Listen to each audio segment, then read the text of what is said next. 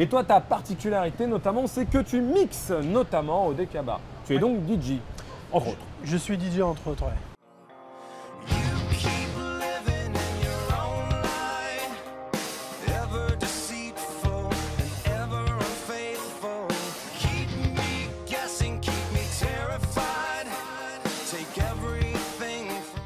La raison pour laquelle je suis au Japon, c'est comme beaucoup de mes compatriotes français ici, c'est la pop Club culture. Dorothée. Voilà. Ah, pas loin. Ah Non, mais voilà, c'est un quel peu ça, dessin de toute animé je t'entends pas, c'est obligé. Mais comme tout le monde, il n'y a rien de très original. Hein, Dragon Ball, Sensei. Voilà, des classiques quoi. Et donc oui, c'est ça qui m'a... C'est par là-bas. Ah, c'est par là.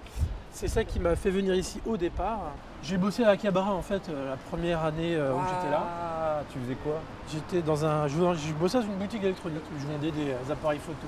D'accord. J'étais en working holiday. J'ai arrêté de bosser à Akihabara. Finalement, je me suis retrouvé à un moment donné où il fallait un taf, hein, parce que voilà. Et j'ai bossé donc à l'Institut français. J'ai commencé à bosser à l'Institut français, qui est en fait le service culturel de l'ambassade de France ici au Japon. D'accord.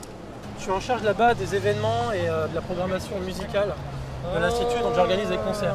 Alors, petite particularité, c'est l'Institut français, donc les artistes sont français.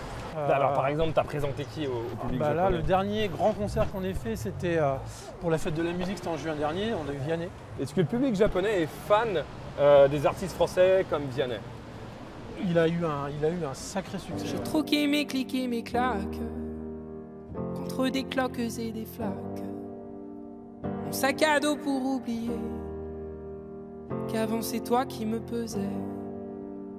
Ce qui m'emmène, ce qui m'entraîne. Dans le cadre d'un événement que j'organise à l'Institut, j'ai trouvé qu'à un moment donné, j'avais besoin d'un DJ. Je n'arrivais pas à trouver le DJ qui pourrait jouer la musique dont j'avais besoin pour cet événement-là. J'ai dit bon, bah qu'à cela ne tienne, alors, je me suis équipé, j'ai dit je vais le faire moi-même. House music. House music. House music. House music. House music.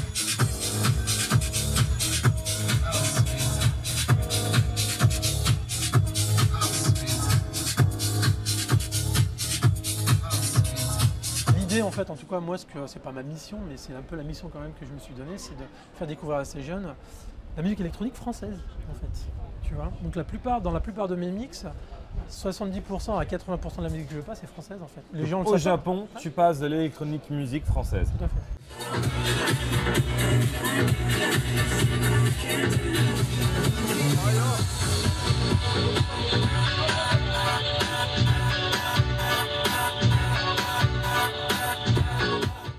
Comment le public japonais réagit à ce son? Ça change quand même pour lui. Ça change beaucoup. C'est-à-dire que eux, je parlais de l'EDM tout à l'heure. Quand ils sortent en boîte, quand ils sortent en club, ils ont l'habitude d'être bercés à l'EDM, si tu veux. La première fois que j'ai passé de la musique dans cette soirée, c'est-à-dire que l'organisateur de la soirée était sympa avec moi, il m'a dit tu fais ce que tu veux. J'ai passé ma musique. Honnêtement, hein, personne n'a dansé.